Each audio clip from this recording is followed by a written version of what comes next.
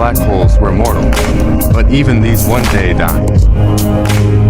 Now we're talking about time scales of unimaginable length, but trillions of years into the future. On that time scale, even the black holes begin to evaporate.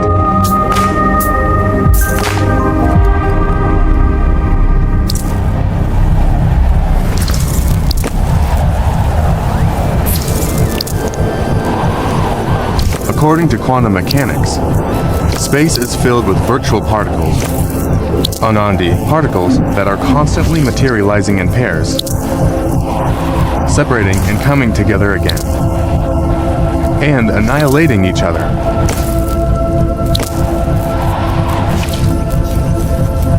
In the presence of a black hole, one member of a pair of virtual particles may fall into the hole, leaving the other member without a partner with which to annihilate. The forsaken particle appears to be radiation emitted by the black hole. And so black holes are not eternal.